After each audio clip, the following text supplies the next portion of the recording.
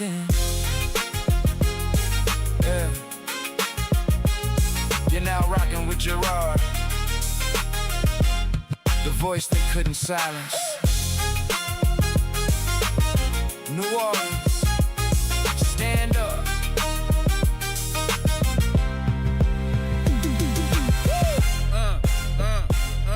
Yeah, there it is. What you say? What's going on, good people? It is Wednesday. It is Wednesday. Yep. And she's in the building too. She's here too. Good And afternoon. 3 and 4 and 5. Yes, indeed. It is the one, the only extraordinarily one. And that is Suzette Bagnaris. What you say? How you doing? I'm doing well, Gerard. How are you? You Because I doing know you good? had a little fear behind the storm. So are you feeling a little better today? There you go. I knew that was going to come in. Hold your breath for 10 seconds and say that again. You know I can't because I'm still struggling to breathe. I know you. I thought you were gonna call me a name right then and there. Not scared of the storm anymore. Not scared of the storm. I'm happy that you're doing well. Not at all. I'm hoping that this is past. I haven't been paying attention to it because we had a whole bunch of good stuff going on in the office today, and we were trying to get all that work done. So we didn't have to sandbag, by the way. Just want to throw that in there. We had a very productive day. Did not have to sandbag at all.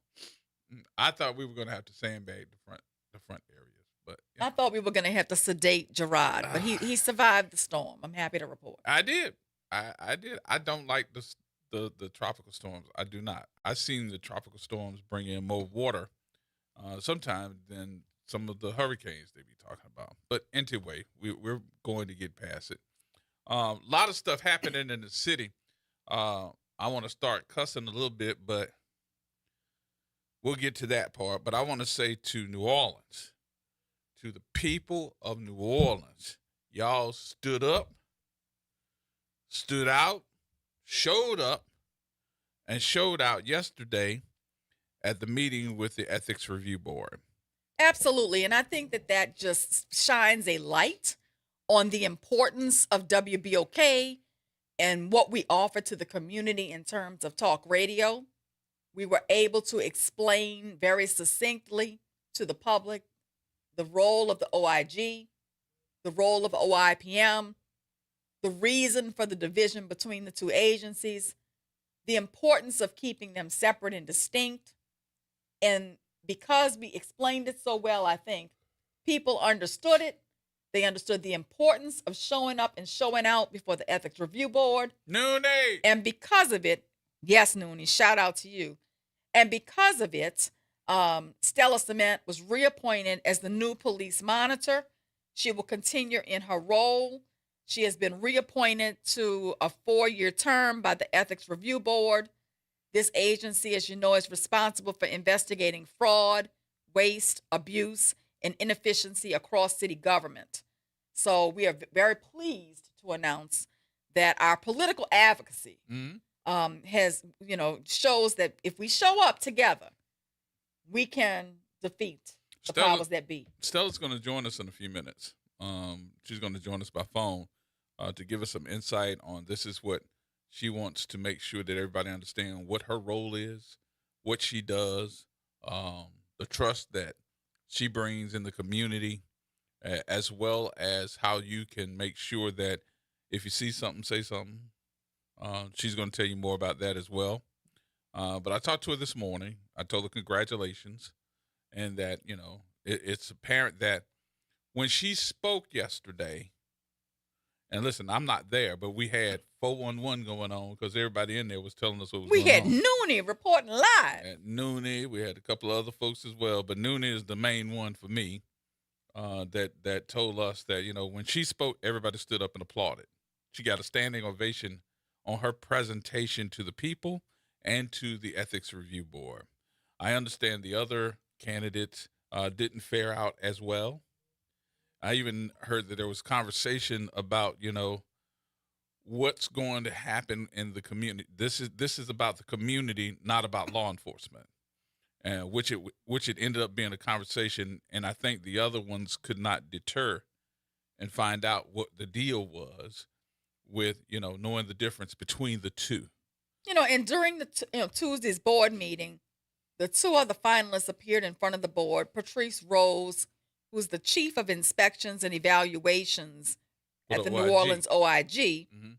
and First Assistant Inspector General Stephen Kruger, also of the OIG, trying to get the job of being the OIPM. Yep.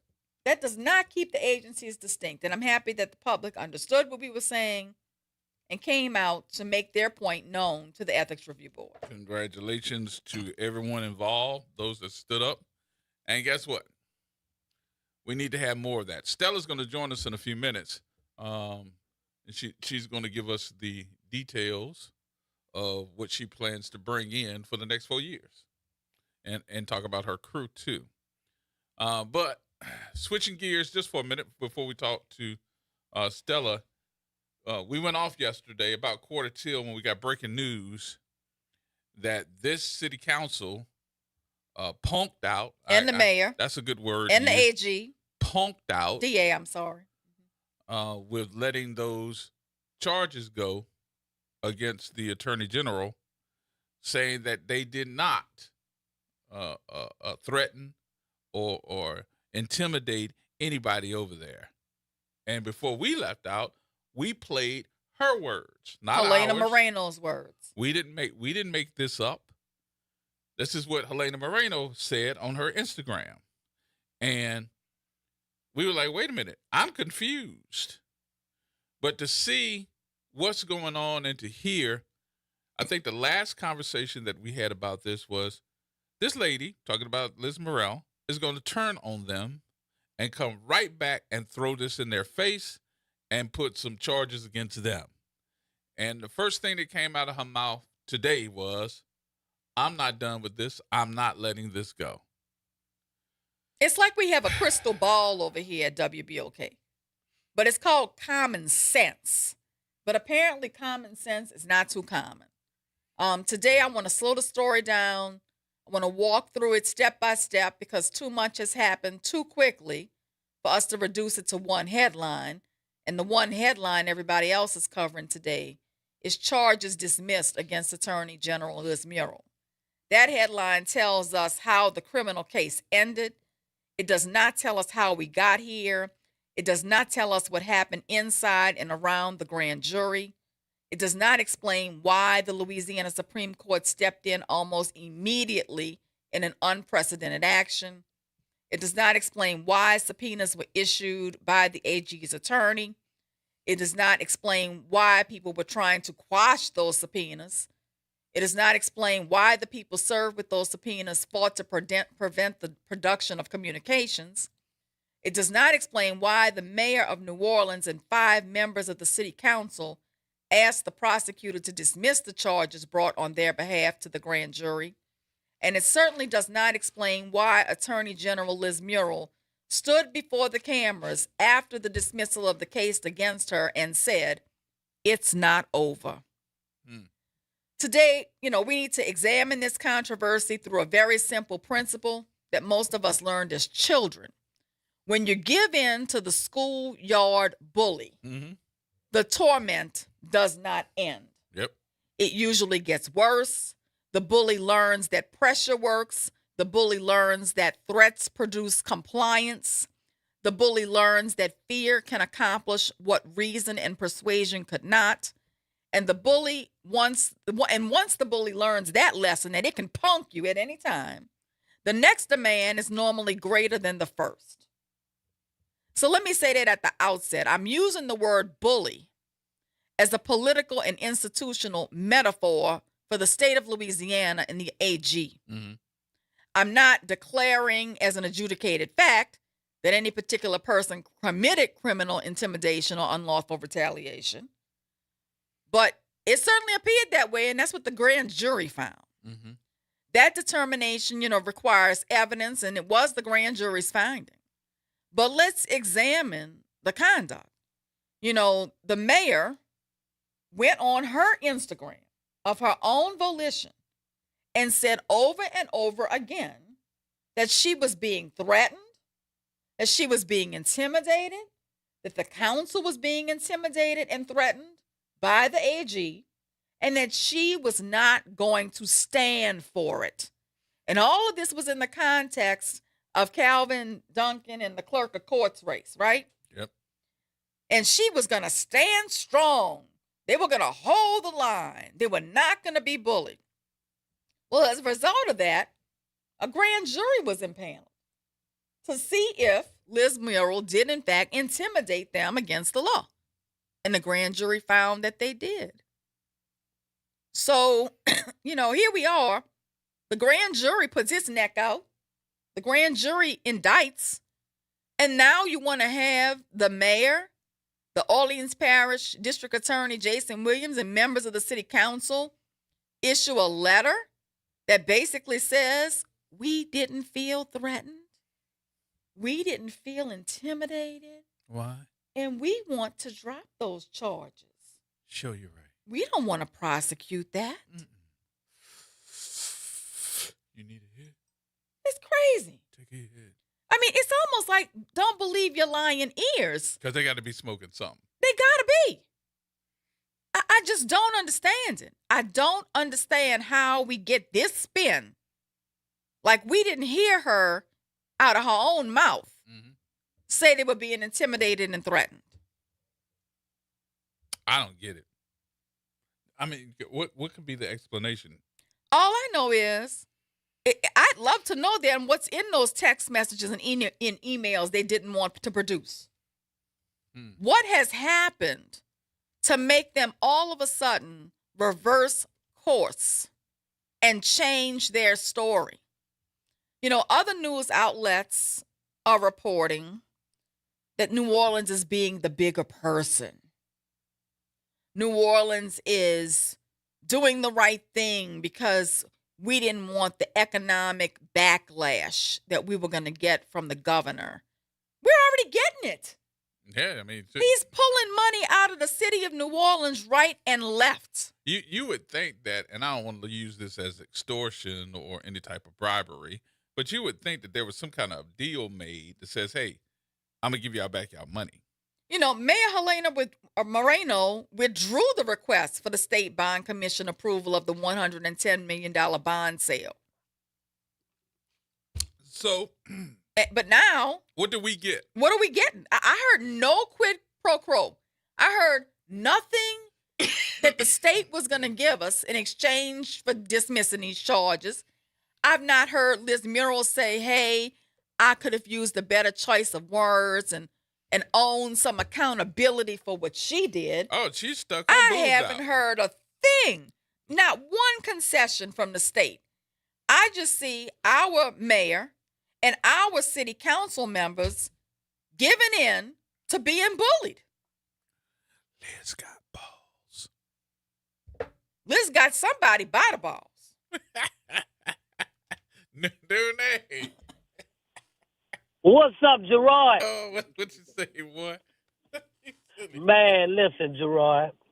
First of all, you and Suzette, I want to chime in, but I'm laughing. But what is going on? I because don't at know. the end of the day, I know one at thing. the I'm end of the sitting here day- with my hands cupping. and look, man, I don't know what's going on. I saw Jeff Ku Klux Klan Landry and Liz Morrell press conference, and they're talking about indicting somebody. Yep. Oh, they say talking gonna about it. after I'm everybody. telling you that. I said They it done yesterday. got That's Clay coming. Higgins behind And getting to get again? the FBI to investigate these folks. Yep. That's what I was going to tell y'all. They asked for the FBI and the DOJ and all that, and now stupid Trump about to get involved. So I want to know it's in the text messages too. But guess what? Liz and Jeff tricked them. They tricked them. They got them good. Hey, They're gangsters. They wrote these Liz and letters Jeff and are everything. gangsters. Yep. I don't know what's going on, but it's about to be interesting. And like you said, Gerard, all the time, New Orleans ain't real, Nope. But I wanna really not take y'all off the subject. Give y'all a quick update what happened yesterday at the monitoring thing, and I want to talk about Michael Cowan. Now let me tell you what Michael did. He grilled Stella, right? he grilled Stella, but when the FBI agent came up, he told them, "Oh, I don't have no questions for you. I'm looking at your resume." Now this man got up there, Gerard and Suzette, and man, he was putting everybody to sleep for 2 hours straight, right? And so at the end of the day, they thought they had this thing rigged. But let me tell you this, Gerard. I was very impressed with this ethnic board, the new members. I think the lady name is Taplin, and they had your boy from Dillon, Nick Harris. They had Tyrone Jefferson, and even your girl was good. Can you believe that? Who was it? Holly. She was trying to be a little respectful. She must have heard y'all doing the spin dance and all that. Mm-hmm. But at the end of the day, you can tell this whole thing was rigged. And at the end of the day, the community showed out. And I was very blessed to see the community because the word was that Stella was done, right? But the community and the power of the people came out, and with y'all bumping it up on WBOK, we had a lot of people that came out. We had Miss Plummer, we had Mr. Parker, we had Cedric Raw, me, you had Kim Ford, you had Mary Howard, you had a number of people, some names I might miss, but they brought the A game. And Suzette, this one is for you. They say they had 170 people from all around the world, right? And they say that's how they get to pick the two Inspector General people. Now, when these people went up, they had nothing about community in their presentations. And that's the best you can find. They said, and they narrowed it down to 60, but we know it was all rigged because the attorney for the Inspector General was talking to Mike Cowan about the event, and boy, when they saw that, they were fired up. But the other thing is, Suzette, and what you call it? The other thing is, we got to be careful because the Inspector General is mad and he get vicious, Suzette, and he's going to try to do something else to Stella. But I'm real impressed with this new board they got. And they only had 4, but they got 7. And so that's far, enough to have a quorum. Yeah. Mm-hmm. So far, it was real good. The people spoke. But the brother from Dillon, he brought it about community. Yeah, Nick Harris is a community organizer himself. I mean, he works at Dillon. And he's real great. And Scott was trying to lie, and he tried to trick Stella about the consent decree, about $20 million. You wouldn't have believed this. He was trying to set Stella up, but she did an A1 job, and the community got up there and told him about himself, So they was trying to do a bubblegum operation, but like I say, thank everybody that came out. Miss Plummer even talked about how he wanted to hit Stella on her butt, and how he wanted to put the thing up Susan private part, and I gave all them some paperwork or the same thing, and I want the new board to look at that, because if you're going to go after Stella like that, why are we not going after this Inspector General that's attacking Mr. Chad Cochranham and attacking other people and refusing to give me my public requests, See, but at the end of the day, we know they lied, and I was fired up, Gerard, because I know they lied on Chad. Well, I'm gonna be real clear, Noonie, on my position. My position on this is that Stella was the lesser of two evils. Okay? Stella was better than the other two people they were putting up for the job. I am still not pleased with the handling of Chad Cockerham by the OIPM or by the OIG. And I really need the ethics board to look into Kenneth Petro and the false documents he put through in the Cockerham case. Yeah, before y'all go, let me say this. What my main goal is, Stella need arrest and subpoena power and confidentiality. Because I'm going to bring y'all back. The Inspector General went against me on some legal documents and made me come testify under oath. And I laughed at him the whole session, So Stella need the same powers that this Inspector General got. And really, I think we need to bring him back and have him and Mr. Petro on charges because they lied on Chad Cochran. Absolutely. You see what I'm saying? right. Absolutely. So I hope you working on something for that, Suzette. Count me in. But I just wanted to come give y'all a real update and thank everybody that showed up. And it just shows when we all show up, we can bring change. All right, Nooney. Thank you, brother. Nooney. Thank y'all. Appreciate you. All right. Folks, we got to take our break. We'll take our break. We'll come back. Stella Cemenda's going to join us in just a minute, y'all. Everybody hold tight.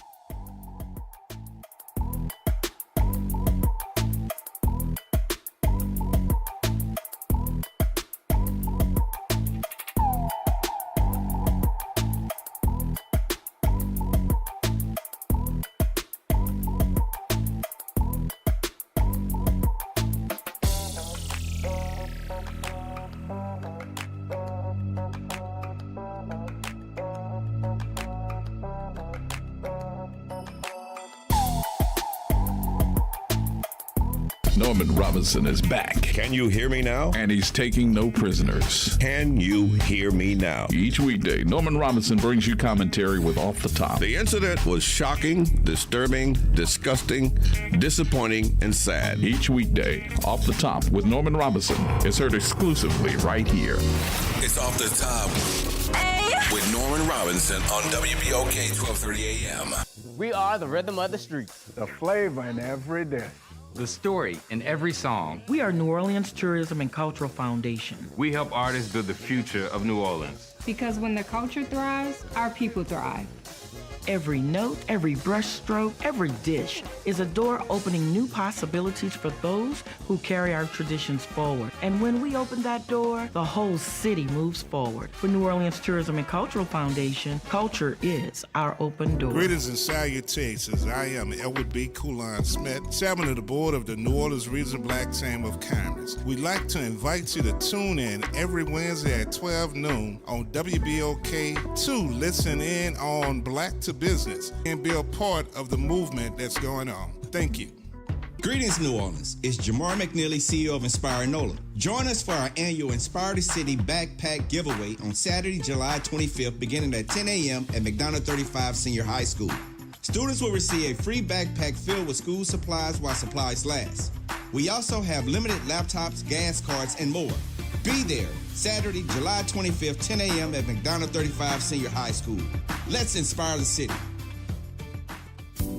Did you hear the news? Dr. Clark's 101 The Living Classroom has a new time. Catch us now every Wednesday at noon. Same program, same great conversations. Just a new time. So catch Dr. Clark's 101 The Living Classroom this Wednesday and every Wednesday only on WBOK. What New Orleans is talking about. Making a difference in the community. WBOK 1230 AM. Here we go. The reality check on WBOK 1230 AM. All right, folks, welcome back. Well, welcome back. Gerard Stevens with you. The attorney extraordinaire is in the building, y'all. Suzette Bagnair is with us. I think both of us are sitting here today going, what the hell? Well, you know, it happened so fast. We were on the air yesterday.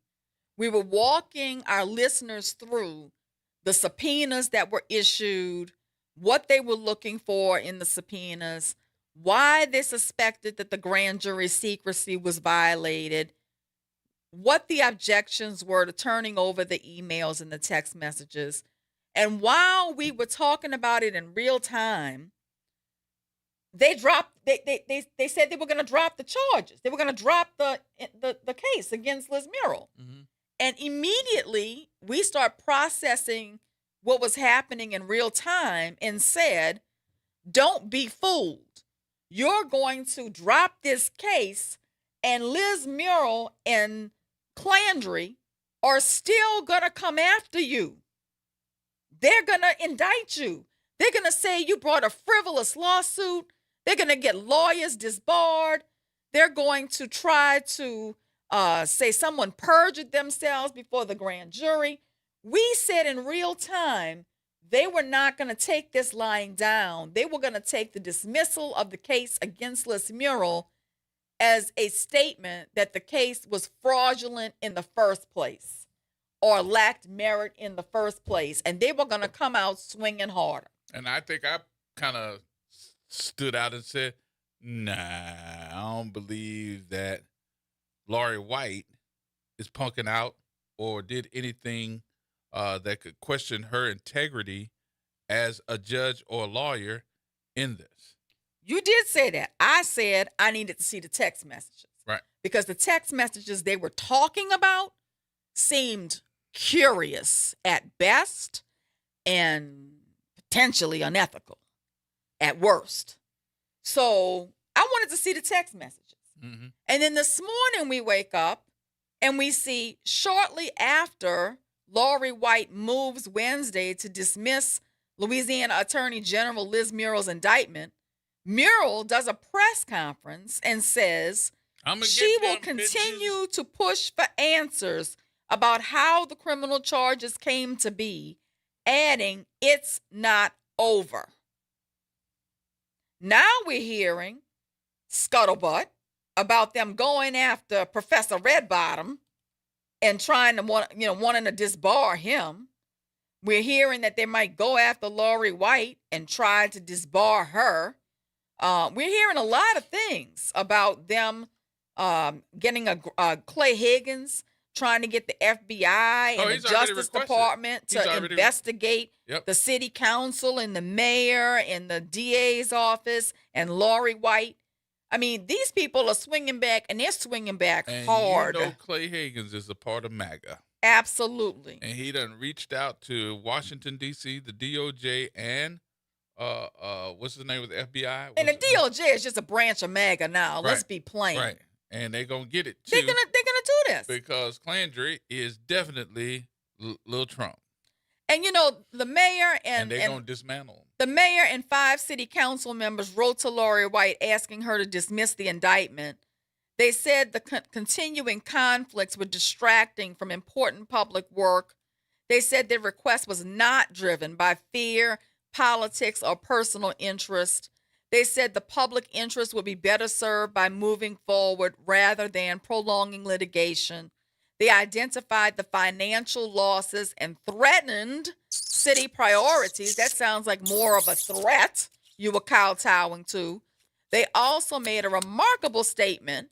Although the indictment alleged that Murrow intimidated them, they now say, quote unquote, "We were not intimidated." I call BS. They acknowledge that Murrow's correspondence contained threatening language. Well, if it contains threatening language, then you were threatened. Mm-hmm. But they say they did not believe those threats could lawfully or practically be carried out. Mm-hmm. That's a contradiction. Hold on.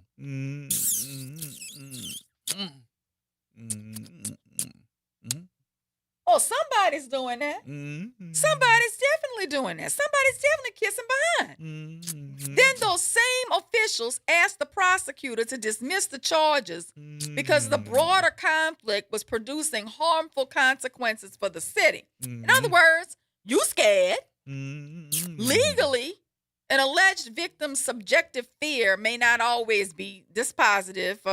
You were really threatened, but you can't tell me they didn't think that they were threatened. So were they intimidated? Were they intimidated by the original letters? Well, if we take Moreno's words on her Instagram, they were.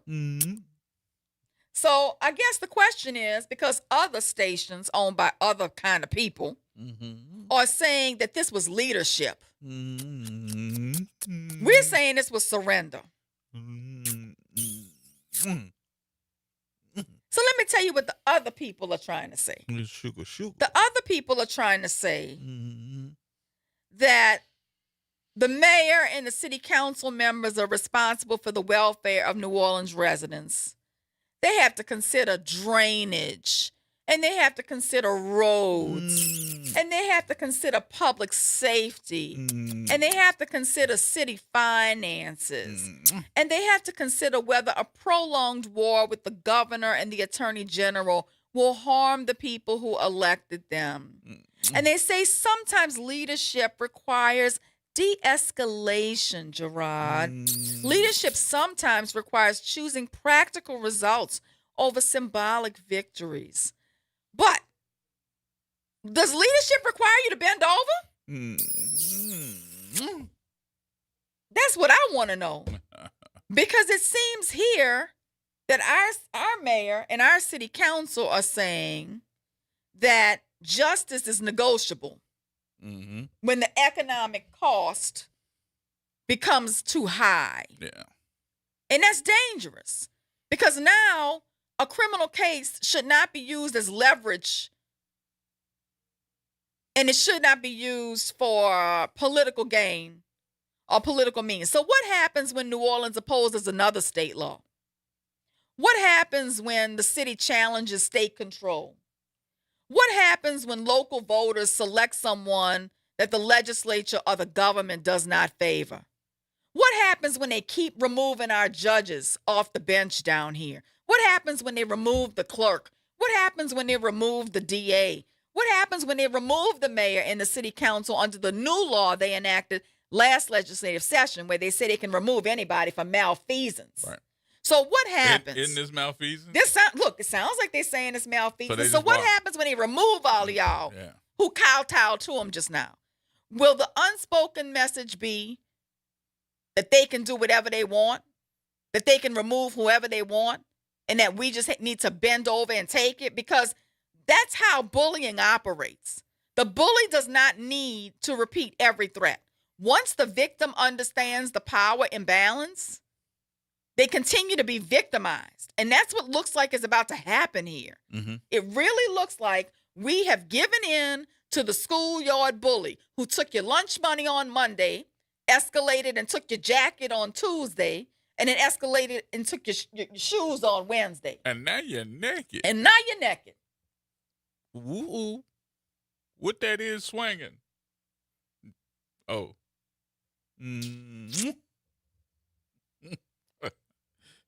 We're going to come right back to this. I need to talk to this lady right here. She has definitely, I think, set the New Orleans area on fire for the past week, too, letting everybody know that she was still involved with the Independent Police Monitor. This is the Independent Police Monitor. Her name is Stella Cement. She's on the phone with us. Hey there. Hi. How are you doing? Good. How you doing? Stella's probably saying, what am I calling into? We're going to shift gears for you, Stella. What did I just get in the middle of? We're going to shift gears and we're going to talk about the OIPM. Yeah. How you doing? Congratulations.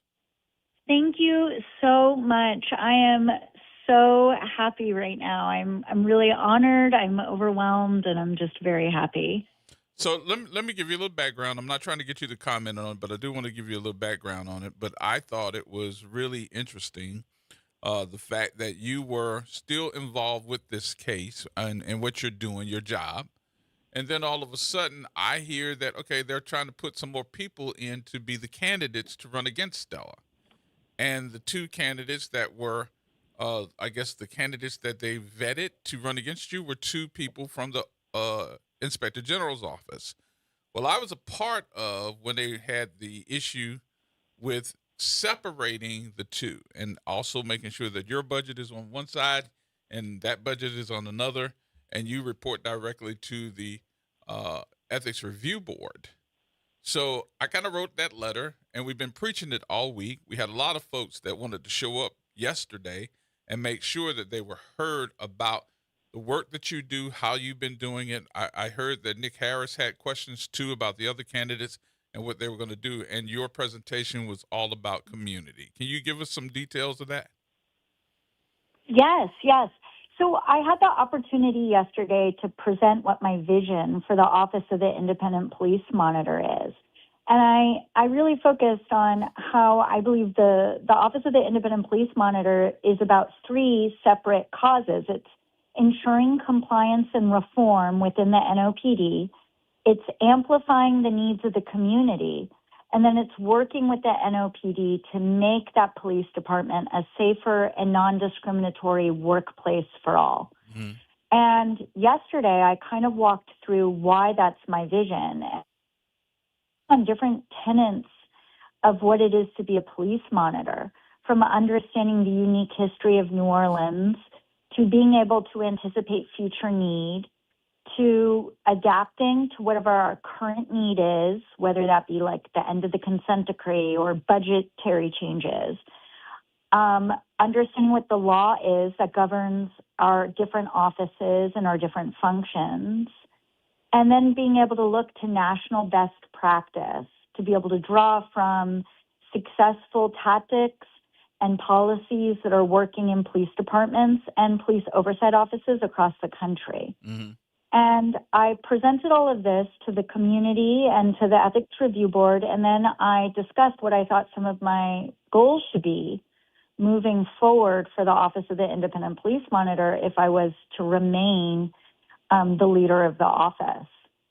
And I can go into some more detail about what some of those goals are. Sure, go ahead. I want to expand public information about the police department, and I really think we can do that through creating informational videos about what it is the police department does. Like, for example, how does the police department handle a use of force investigation? Or how does the police department respond to a death investigation? What is their responsibility versus the responsibility of the coroner's office? And how do they work together and then eventually potentially work with the district attorney's office if it ends up being a homicide that is of like something that would for murder? Mm-hmm.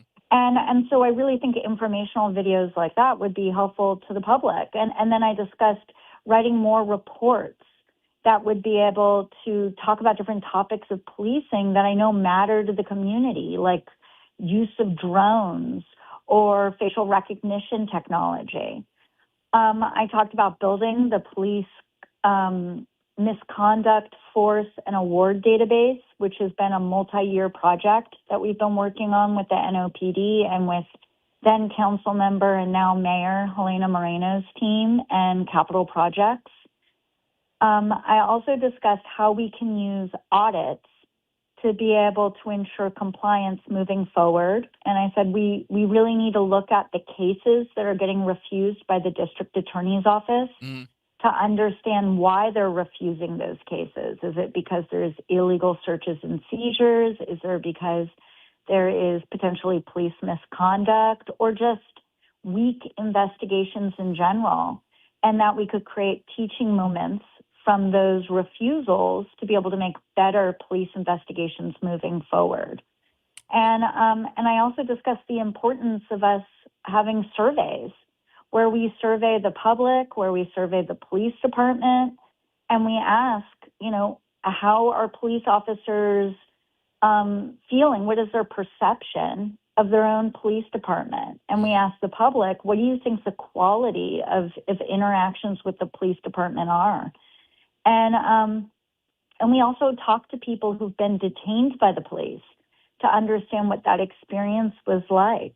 And then we take all of that feedback and we're able to kind of create some baselines about what people perceive the police department to be doing well in, but also where they think there needs to be improvement. And then we're able to continue to do those surveys to be able to measure growth or changes in our expectations and our needs towards the police department and towards the oversight now that we're done with the consent decree. Stella, is some of those, some of that information already done by your office, or things that you want to do? Because I was listening to some of the surveys that you talked about, and I think you're saying them in past tense instead of present tense. Does that mean that you've done them already? Are they finished and complete, and are they available for anybody else to look at? So that's a very good question. That was actually a requirement under the consent decree of the federal monitors. So the federal monitors were the ones that did these biannual surveys, and they surveyed 3 groups. They were surveying police officers, the public, and people who were detained by the police. But we haven't actually had a biannual survey since before COVID. So it's been a while. So if we were to pick up this practice, we would effectively pick up the same model that was being adopted by the federal monitors to be able to try to create some consistency in the survey results. So that way we could use survey information that the federal monitors received during the consent decree, from 2019 earlier. So I guess it would be till like 2014 is probably when they started the surveys. So that way we could kind of see if there's been growth. I would like for you to do a survey just to see how the importance of your office when we start talking about the police department improvements. What's the percentages as we go year by year? And of course, some of the things that I'm always be a conspiracy theorist, but I also want to see what the data says. Yes, I definitely want to see what the data says. I'll say that there's a lot of ways to collect information about the experience that New Orleanians have with the police department. And I think so often we move towards data, and I think data is extremely important. But I will say that living in this city now it will be 18 years next month for me, I've definitely learned the importance of storytelling, of people being able to sit down and just talk about their experiences without it being something that's then computed into a number. Because sometimes it's difficult to understand, like these data points, they don't really tell stories.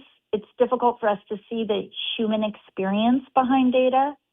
So it's all about marrying the two. I want there to be numbers. I want there to be data, but also I want there to be stories and experiences and real human faces behind those numbers, because that's what really makes data important. And I think that's what you're able to do on your show, truthfully. That's why you focus in on these individual cases or on people's individual experiences within the police department or with the police department. You know, I think it's powerful when people can hear those voices, know those officers, know those people in our community, and then hear what their stories were like. Right.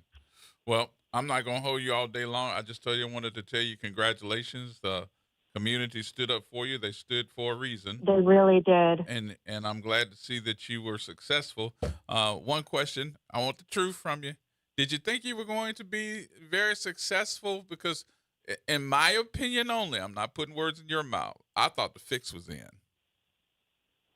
I'm not going to lie. I went into that. I took that hearing very, very, very seriously. And I can't express enough how much appreciation I have for every community member that came and spoke about, you know, the history of this office, their own experiences with the office, what they wanted out of this process, what they want out of an independent police monitor, and what their experiences have been like working with me. It was really powerful. It was really important. And I'm not going to lie. Yeah, I didn't know what the outcome was going to be. That was a really hard day. Yeah. And I just don't think that my reappointment would have been possible without the community showing up. Yeah. Congratulations again. I know you got to work and got some stuff to do for the next 4 years, and you got some new ideas. So anything we can do with it, let us know. Let us help. Thank you so much. I really appreciate it. Thank you. Thank you for having me on. I appreciate you again. Thank you, dear. All right. Bye. Bye-bye. All right, Stella Cement, the independent police monitor for the city of New Orleans. More coming. WB, hold on. We got to take a break.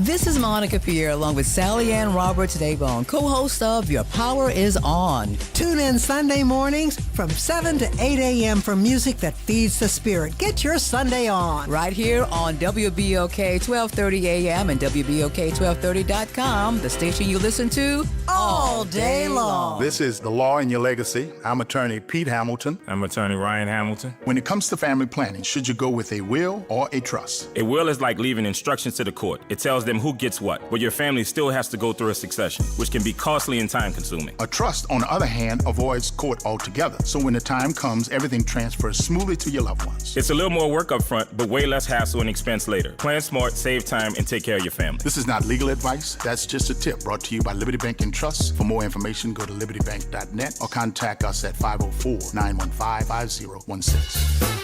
This is Andronika Morris, host of Put Housing First. Join us every Tuesday at 12 o'clock, where we will discuss how housing affects every aspect of our lives and what's necessary, what's needed to guarantee housing for all. Join us every Tuesday at 12 o'clock as we dig down deep onto the issues that affect all of us. I'm Wendell Pierce. Thanks for making WBOK your station. WBOK. Here we go. The reality check Check on WBOK 1230 AM. All right, folks, welcome back to the program. Gerard Stevens with you, Suzette Bagnaris with you, and online too, WB. Thank you for holding. How you doing, folks? Good, man. How you doing? I'm doing well. I got a good question. I think it's a good question. So here it is. So the grand jury looks at pieces of evidence or a story and decides that perhaps a crime was committed. Is that right? That is correct. All right. So the grand jury looked at the evidence that was presented. They say, hey, we look like something happened. So they bring it to, it's up to the DAs then to decide whether or not, I guess, can we win the case? Do that, even though the grand jury came up, said that there was something there, and the DA has kind of like the decision to say, well, to go forward or not go forward based on whether or not there's enough evidence to go forward. If they don't feel like they have enough evidence, they'll dismiss the case. Is that right? So, the grand jury is independent. It is a bunch of citizens. The case is presented to them. In secret. In secret. The prosecutor remains in the room. If the grand jury says, we heard the story and we believe it sounds criminal, the prosecutor must then respond. Let's examine the statute. Let's identify the elements. Let's determine if there's probable cause for each one. And they issue the indictment. That should have been the end of it. At that point, she should have been arrested like anybody else who gets indicted. Right. But that's not what happened here. Yeah, therein lies my question. If the DA has an opportunity to decide that the merits of the case are there, I think I'm using the right word, if the merits of the indictment are there, then how can the DA then arbitrarily decide, or the special prosecutor in this case, then decide it's not in the best interest of whom to move forward? That's not how this system works. That's not how it works. You're correct. Absolutely. I thought I was clear. And on quite the often, the victim may not want to go forward. That happens in rape cases quite frequently. Right. The victim may not want to go forward. But if the law is clear that the person has broken the law and there's enough there to move forward, they still move forward. I think that this is unprecedented. Maybe not unprecedented, but I think that for the special prosecutor who is serving as the DA, because Jason is not a part of this, right? He's recused himself from this. Is that correct? That is correct. All right. So in this case, the special prosecutor can't arbitrarily decide, I don't see a crime, and we're going to just drop the charges with no kind of explanation. Now, you see, you're really on to it, caller, because a prosecutor may legally dismiss an indictment even after concluding that probable cause existed, but the prosecutor must explain why continuing the prosecution is no longer justified under the law. And there's no explanation. Right. There's no explanation here. The grand jury's indictment authorizes prosecution, but it does not compel the prosecutor to take the case to trial. A grand jury decides whether there's sufficient evidence enough that probable cause exists. That's a relatively low threshold to accuse the defendant formally and require the defendant to answer the charges. An indictment is only a written accusation approved by at least 9 grand jurors. It's not a finding of guilt. It doesn't guarantee that the case can be proved beyond a reasonable doubt at trial. Right. But after the indictment, the prosecutor must independently and continually decide, is the evidence legally admissible? Can every element be proven beyond a reasonable doubt? Are the witnesses reliable? Was the grand jury instructed correctly? Are there constitutional, procedural, or conflict of interest problems? And does continuing the case serve justice? But here, it looks like it was a quick turnaround. One day, they're indicting her, and the next day, they're saying, we don't want to move forward. Bye. So as we stand right now, is she still indicted? No. Or have they? She's not. It's away. It's gone away. It's dropped the case. The prosecutor, who was Lori White, the former judge, dismissed the charges. Dropped the case. She dismissed the charges. And now we're left with... She might catch some trouble for making that move. That's like the rich kid who does a crime and his daddy is prominent, and the DA decides it's out of the best interest of this family that we move forward with prosecution. That's not a legal explanation. Somebody's got some explaining to do. Because, quote unquote, we had a case, and now, quote unquote, we dismissed the case. That requires some sort of explanation. If you initially believed probable cause existed, you need to explain now why probable cause no longer exists. You can't turn around from that.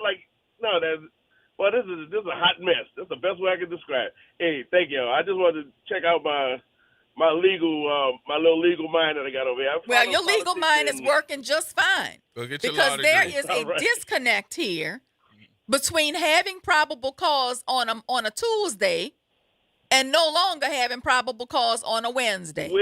With no explanation. With no explanation in between other than you were getting bullied to dismiss the case. And when I say bullied, I mean they were pulling money out of this city. They were threatening to stop capital improvement projects. They were putting financial pressure on an already financially burdened city of New Orleans. The bond was dropped. To boot, they still got repercussions that's going to follow, like y'all discussed earlier. So we don't know we don't know what that back conversation was, since we done lost so much. So I'm going to hold over your head that we're going to stop all your capital improvement projects. I already pulled you away from the bond commission. You losing your $30 million for anything that goes to the city. We don't know what was next. New Orleans was losing money. Projects were being vetoed. Bonds were being threatened. The relationship with the state was collapsing. Something else and now was all of a sudden, we dismissed the indictment. Looks like we got bullied. You know what else is going to happen? Now the people who brought the original indictments or had anything to do with it, they will then find themselves to be indicted. Not only that, I'm very concerned about the witch hunt that's going to occur after. What's going to happen to those grand jurors whose identities are supposed to remain secret? Because Liz Murrill says she's digging into all of it. She wants to know what happened. How far are they going to allow her to go? I'm gonna go to y'all listen. I'm an avid listener. I listen every day, and I feel left out if I miss a day. So I'm glad I chime in there. Y'all keep up the good work. Thanks. All right, WB. Thank you, brother. Appreciate you. All right. All right. It dropped it like it's hot. Boy, we need to get on the dance floor. But it dropped it like it's hot. Now I'm gonna say this for you go, and I know you're gonna go ooh afterwards. Who is the guiltiest? Is that a word? Who is the guiltiest? Mm-hmm, out of all of them. You mean who got punked the worst? The worst. Who is the big bully or thought they were the big bully and is the quietest right now? Well, I think that would be Mayor and Mr. Redbottom. I think that's Mr. Redbottom's more so than the mayor. He ain't saying jack. Well, Liz is threatening to take Mr. Redbottom's law license from him. No videos, no sitting at the dais and talking crap to people, no trying to make no other city council people move from beside him because they don't want to sit beside him, not calling black women out of their names, not saying jack. Look like you scared. You scared. I don't know. But you scared. Big Daddy Clandry and Big Mama Liz done came at him and now they done dropped it like it's hot.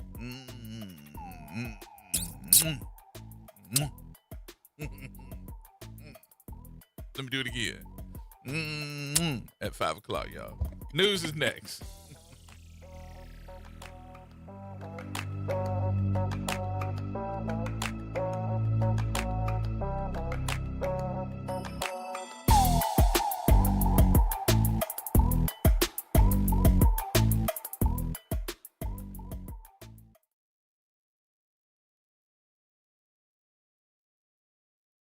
From the campus of Xavier University, WBOK Go and Equity Media Station.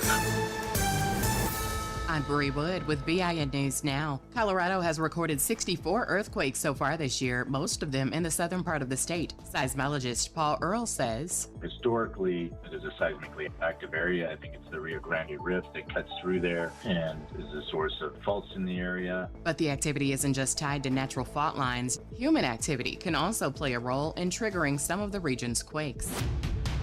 Baltimore police are investigating a possible hate crime after racist flyers linked to a Ku Klux Klan group were found in Fells Point. Authorities say the materials were discovered alongside bags of rocks, and detectives are working to identify those responsible.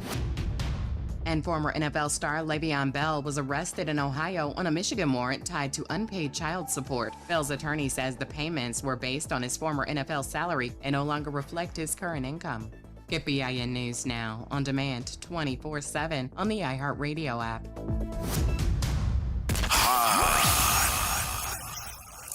Here we go. The reality check on WBOK 1230 AM. All right, folks, welcome back. Welcome back.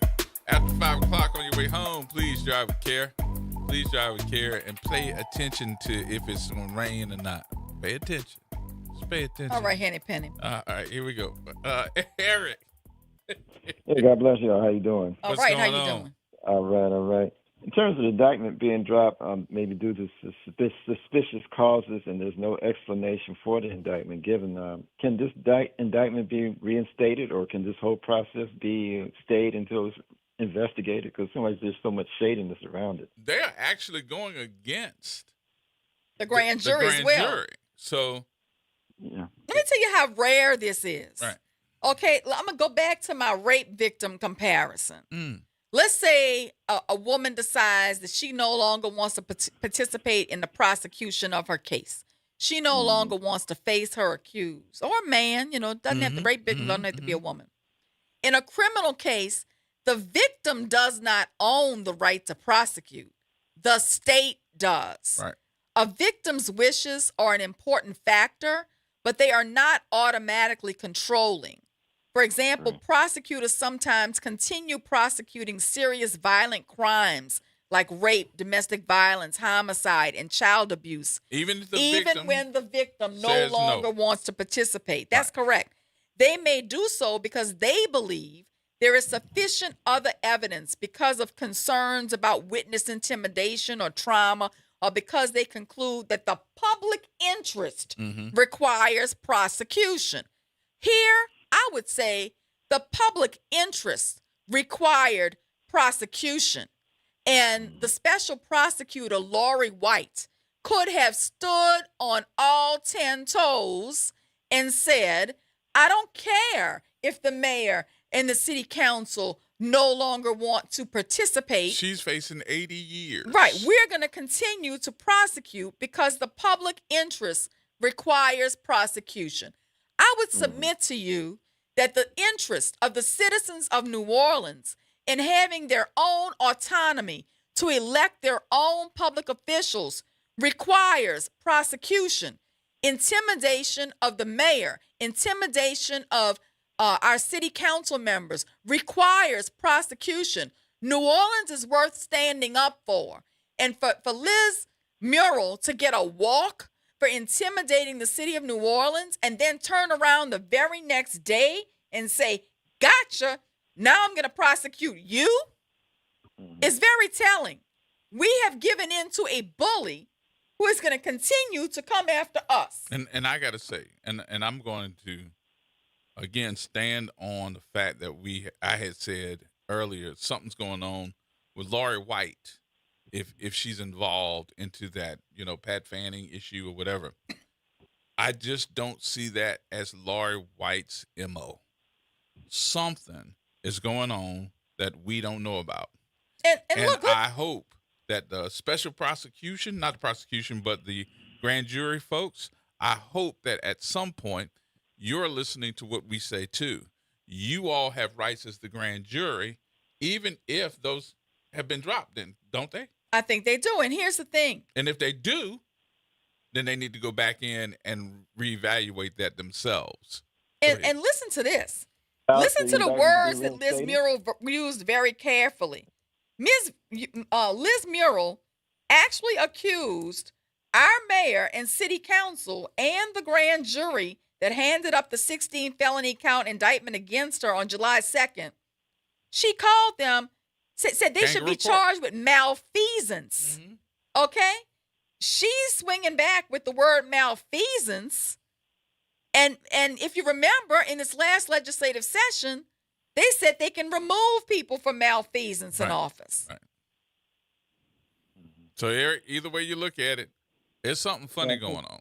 Yeah, that's what I was wondering. Now, since the grand jury's rights were possibly violated, can this whole thing be investigated and possibly this indictment be reinstated? I think this is just the beginning of it, so we'll see.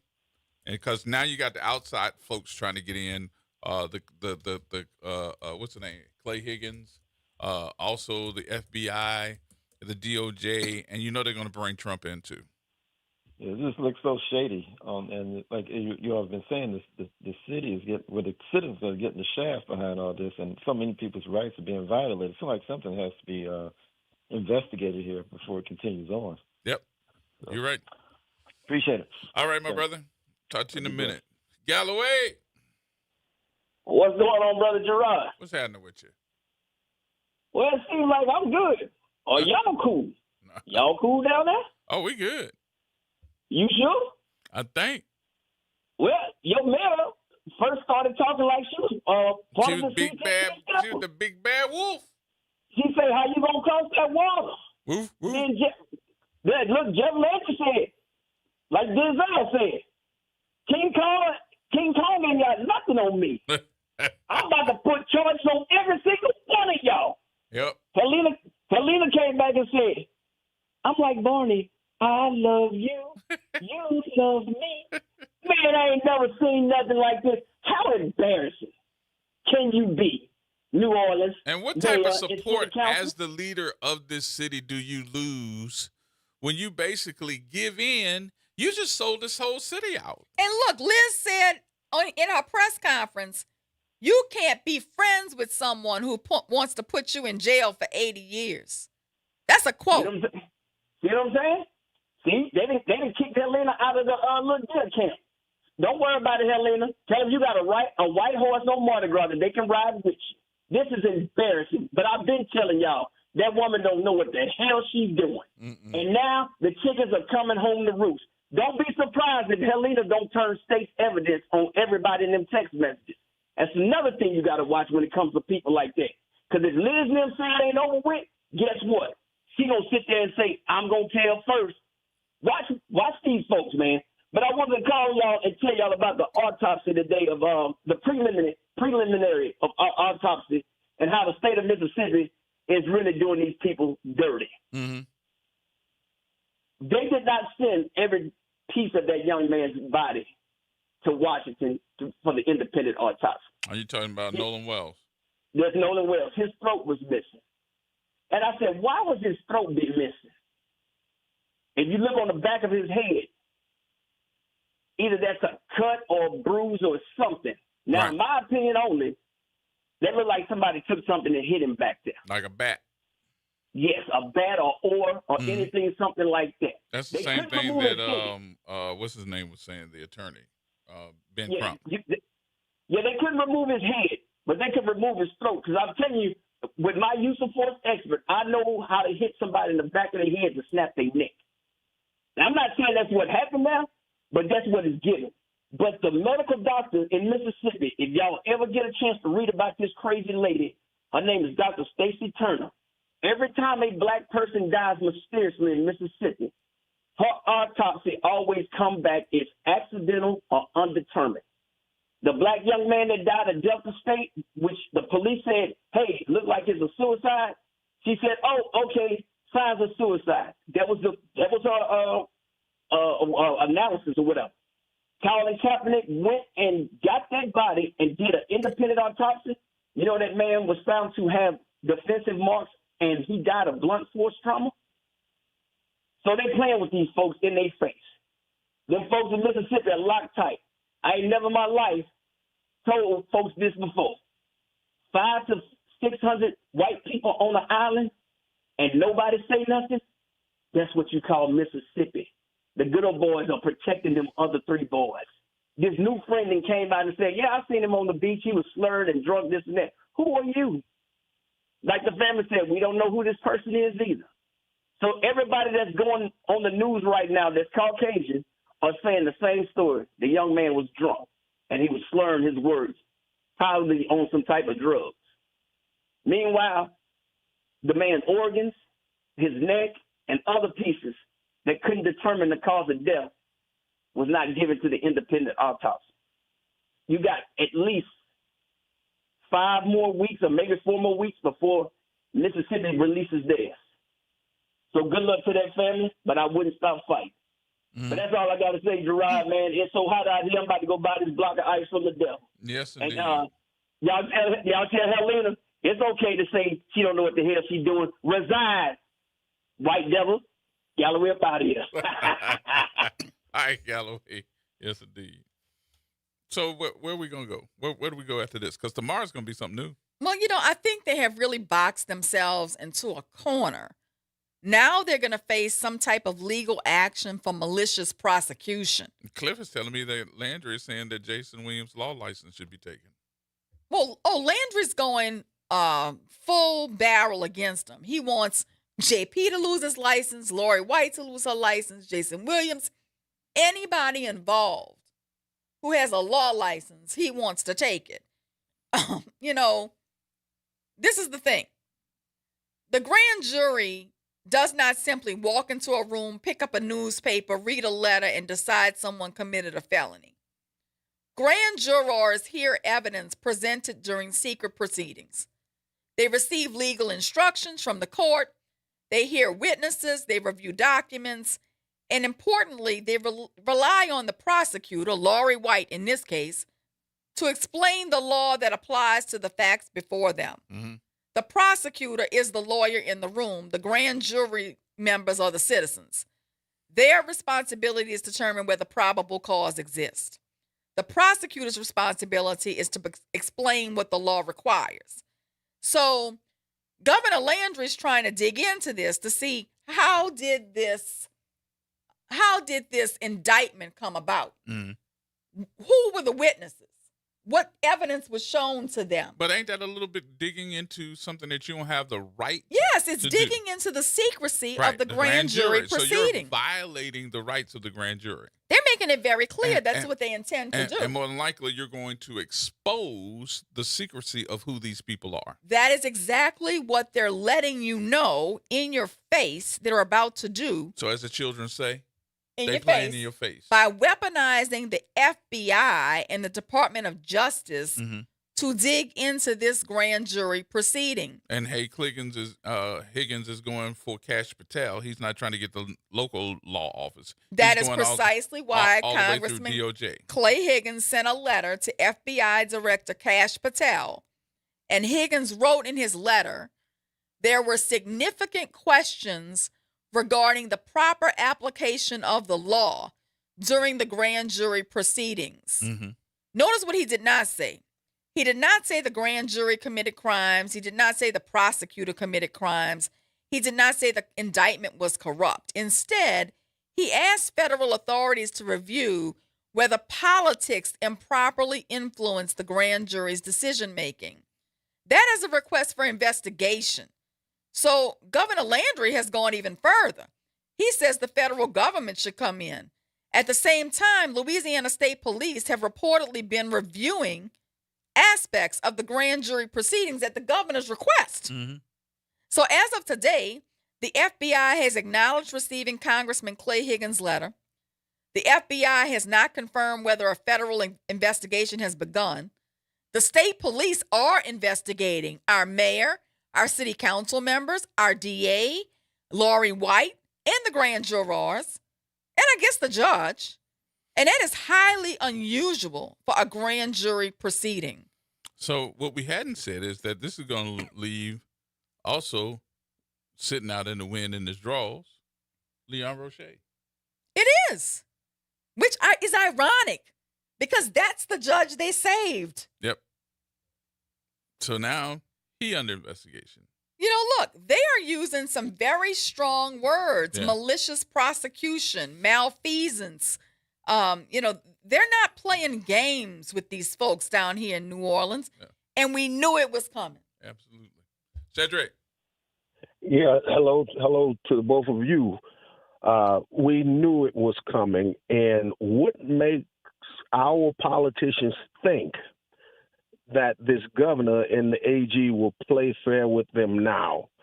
Again, to Mayor Moreno and to President of the Council, J.P. Morrell, are you satisfied with bringing the state into the day-to-day operation of New Orleans? The only person, though, Cedric, that said you all are going to look around and think twice about bringing the state into the daily operations was Councilman Oliver Thomas.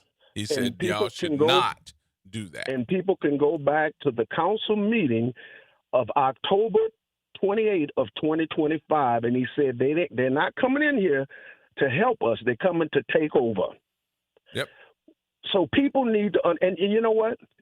They better hope that they don't have emails or anything.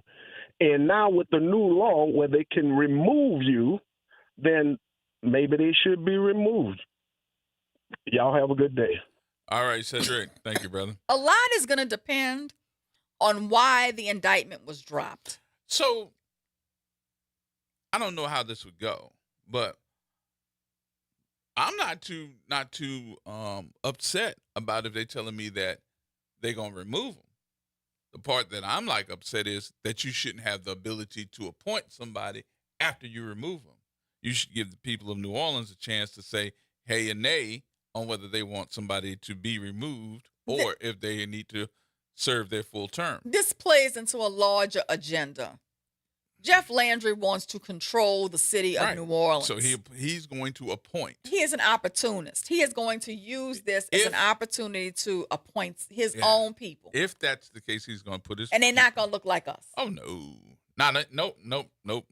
in no district. Maybe one. District. Maybe one. Maybe one to save face. Yeah. They'll find one. That'll be the East. Who'll play with them. That'll be District E. It will be. It'll be District E, and we know who it's going to be. The answer, look, they're on weak ground, the mayor and the city council right now, because... But this was their chip. This is the only chip they have. It's like they threw the chip in. I gave up credit. They don't have nothing to stand on. I gave the mayor and the city council credit for standing up. They were finally standing up. And now they don't have nothing. And now they're laying down. It's like we had the machine gun, and they had a 6-shooter, and they said, if you don't dare gonna put your machine gun down, we gonna shoot all 6 shots, even though that you got 800 in a clip. And they was like, okay. Look at this. If the prosecutor, if Lori White concluded the case was legally flawed, then dismissing it might have been the right decision. If after further review, Lori White concluded the statute did not apply to Murrell's conduct, the evidence could not establish every element of the offense, constitutional issues made the prosecution untenable, or procedural defects or conflicts fatally undermined the indictment, then dismissing the case would be consistent with the prosecutor's duty to seek justice rather than pursue convictions. Okay? And a prosecutor is legally obligated and ethically obligated to discontinue a prosecution that they no longer believe to be legally supportable. But that's not why they said they dropped it. But here, where in this have you seen, as an attorney, where have you seen that this was not legally supported? I haven't seen that. Okay. I think it is legally supported. And she didn't cite to any of these reasons as the reason for dropping it. What's being cited raises concerns. What they're saying is that they're dropping it because New Orleans officials cite strained relations with the state, lost funding, bond issues, and the broader public interest when asking that the case be dismissed. But what does that have to do with the cost of tea in China? Nothing. If those considerations became the primary reason for ending a criminal prosecution that the state otherwise believed was legally sound, then people can reasonably question whether political considerations drove this ship. And that's sad. That's serious. Political considerations should not dictate whether or not somebody has committed a crime. Right. Okay?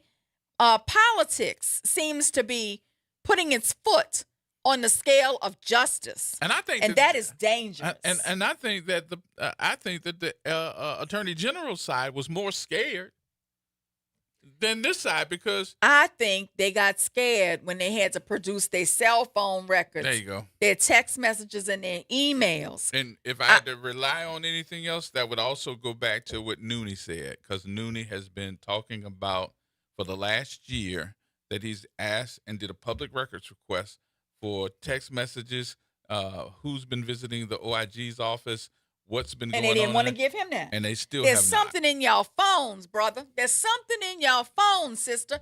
You don't want to give up your text messages and your emails. Yep. I don't know what you're doing on your phone. Yep.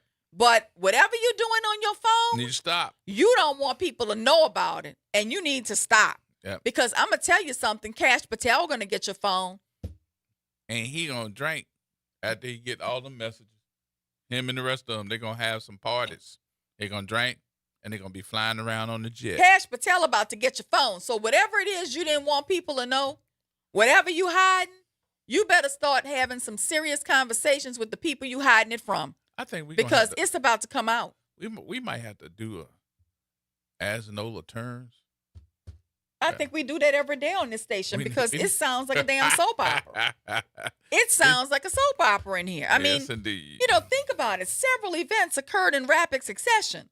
A grand jury returned a 16 felony indictment. Yep. The next day, the Louisiana Supreme Court quickly stays the prosecution while citing apparent procedural irregularities and likely conflicts, which was BS.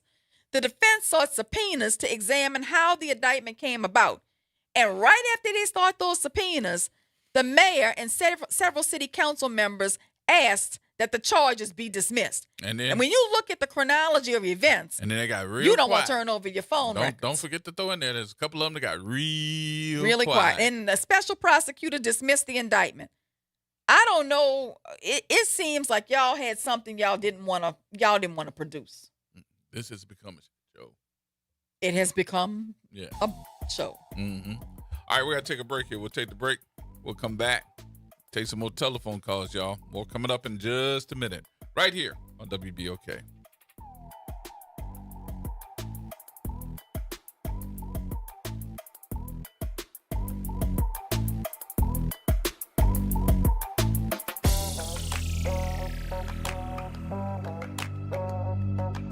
It's Off the Top with Norman Robinson on WBOK 1230 AM. The current skirmish between Governor Jeff Landry and Mayor Helena Moreno is not a good look for the city or the state. There can be no winners here.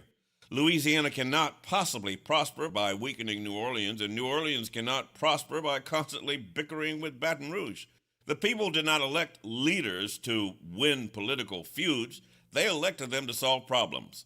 Governor Landry's ridiculous statement that New Orleans is no longer as important to Louisiana as it once was has certainly struck a nerve. However, there is a kernel of truth, but it is only part of the story.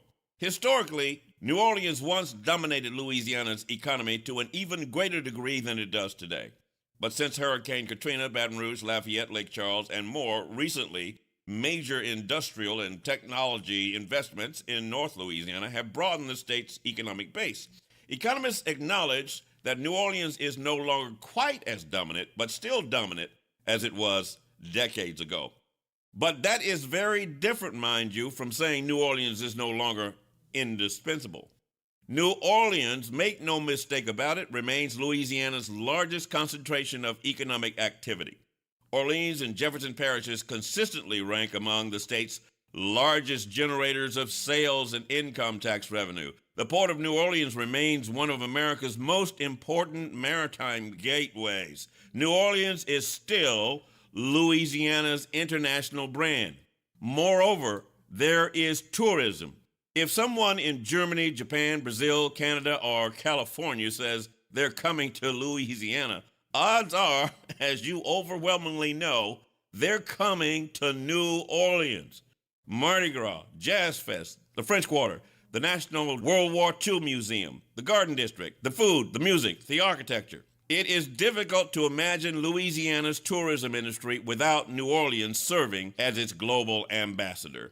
What is unarguably true is Louisiana has become more diversified, not that New Orleans has become less important.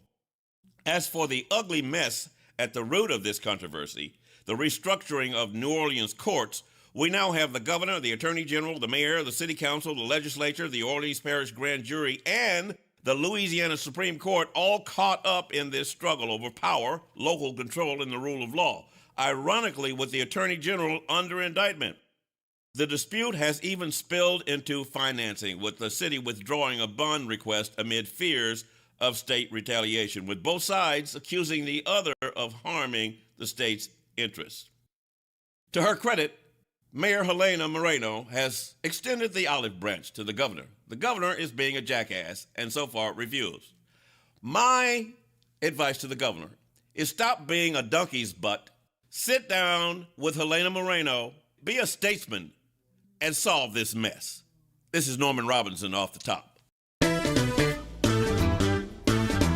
Hi, I'm Leo Jackson, host of Sunday Gospel here every Sunday morning, 5 a.m. to 7 p.m. and 12 o'clock till 2 p.m. You don't want to miss this move of God. It happens only on WBOK. You listen to all day long. The New Orleans Jazz and Heritage Foundation is the nonprofit organization that owns the New Orleans Jazz and Heritage Festival presented by Shell. With the funds generated from Jazz Fest, the foundation invests in Louisiana companies through economic development, cultural enrichment, and free educational programs. To learn more about what the New Orleans Jazz and Heritage Foundation does, please visit www.jazzandheritage.org. Welcome to Liberty Bank and Trust, where your financial journey transforms communities. Since 1972, our customized banking solutions power your dreams and fuel your community growth. Every dollar you invest with us circles back to empower more people, ensuring opportunities for generations. Join us at Liberty Bank. Together, we empower possibility. Visit libertybank.net to start banking with purpose. Liberty Bank, there's freedom here. Greetings, New Orleans. It's Jamar McNeely, CEO of Inspire NOLA. Join us for our annual Inspire the City Backpack Giveaway on Saturday, July 25th, beginning at 10 a.m. at McDonough 35 Senior High School. Students will receive a free backpack filled with school supplies while supplies last. We also have limited laptops, gas cards, and more. Be there Saturday, July 25th, 10 a.m. at McDonough 35 Senior High School. Let's inspire the city. Hey, have you heard the news? First Pilgrims Baptist Church is now on WBOK 1230 a.m. Tune in every Sunday at 11:30 a.m. to hear Pastor Eugene Mitchell give you the inspiration you need for the week ahead. That's every Sunday morning, 11:30 a.m. only on WBOK 1230 a.m. Oh, yeah. Making a difference in the community. WBOK 1230 a.m. Here we go. The reality check on WBOK 1230 a.m. All right, folks, welcome back. Welcome back. You know, G, during the commercial break, we heard Norman Robinson's Off the Top. And in his Off the Top that played during the commercial break, he said, Helena Moreno should extend the olive branch to Landry. I guess he didn't expect Landry to turn around and slap her with that olive branch. You got all kind of scratches and stuff across her face with that. You know how leaves do? Yeah, she extended the olive branch and he slapped her with it. Or whipped her with it. Whipped her with it. And you know how beat her down. You know how your mama used to take the switch? Oh, yeah. He used that olive branch like a switch. Left some webs on her. Oh, baby. Dono. Dono. We missed him. We missed Donald. I'm sure Donald will call back. Donald coming back, brother. Well, we predicted it. We said it yesterday. It's really crazy. We need to start up like a board where we keep track of what we say and what happens. No, this is gonna be making money. Okay. Oh, we gonna have a Miss Cleo line where we give a premonition. That's what I'm talking about. They can come in. We can take their hand. Hold your hand. Be like, and we can tell them what's gonna happen. I can tell you what's gonna be in your future. We can tell you what's gonna happen in your future because we've been doing it now for a whole 2 years. You in? You not in? You don't want to be on the Miss Cleo show, sponsored by Gerod and Suzette? Y'all remember what happened to Miss Cleo? What happened to Miss Cleo?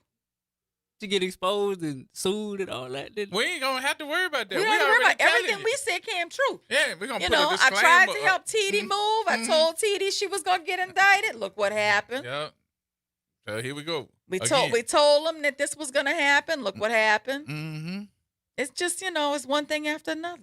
We 3 for 3. Bro, y'all legit. Gotcha. So, you in? I might be. Y'all convinced me. Okay, we convince you. Okay, all right. We convince you.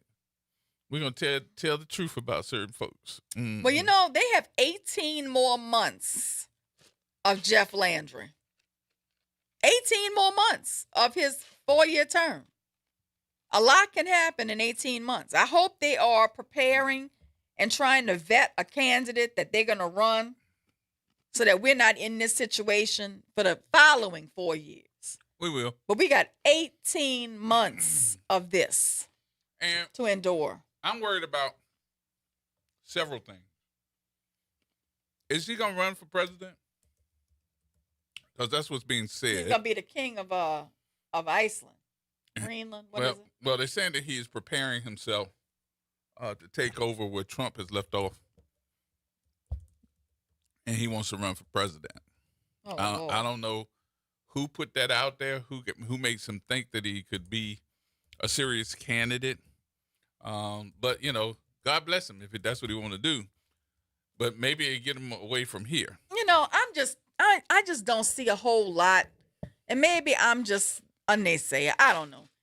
All I see is our mayor is talking about she's fixing streets. I see a lot of streets under construction all at the same time. I do see that. She's fixing potholes. She's putting lights up.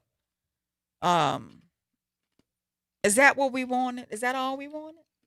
That's a start. And I give her credit for doing some of that. Mm-hmm. But I do look around and say, let's evaluate what's important and kind of put it in order, because those things are not. And I don't think that what's being promised is going through. How can you hire another 100 people and put them on the streets to fix these potholes when you're telling us that we have a problem with our budget? So how are you hiring it? Where the money coming from? That's number one. Number two, fixing those lights. There's still a lot of lights out. I understand how many there are, but that seems to be sometime. What about New Orleans East? Y'all feel like y'all being serviced? She said she was going to put a substation out there. Y'all feel like y'all are getting better service in New Orleans East? And I really think about when you talk about New Orleans East. Now, I understand there was some problems between the two with the relationship between Troy Henry and Helena Moreno, but that's all because of political who you supporting. Right. So now they're just going to stop by you, Phoenix, because they don't like Troy? And it sounds like what Troy's talking about is the fact that the political machine is making sure that he doesn't move forward. It's just foolish. We cut off our nose to spite our face. I just want to know who won. Who won in this battle between the city and the state? The Attorney General spent $250,000 defending itself. The city of New Orleans lost funding. Relationships between Baton Rouge and New Orleans deteriorated. The integrity of the judiciary is being questioned. The district attorney's office is under scrutiny. It took $500,000 from him. Right. The special prosecutor is under scrutiny, and that woman was retired. She came out of retirement to be under scrutiny. Right. The governor's calling for federal investigations. Congressman Clay Higgins, who doesn't even have a dog in his fight, what does he care about what's happening in New Orleans, is asking the FBI to review the matter. The national FBI. Right. Not even the local. Right. Which means this is going to be national news, by the way. Mm-hmm.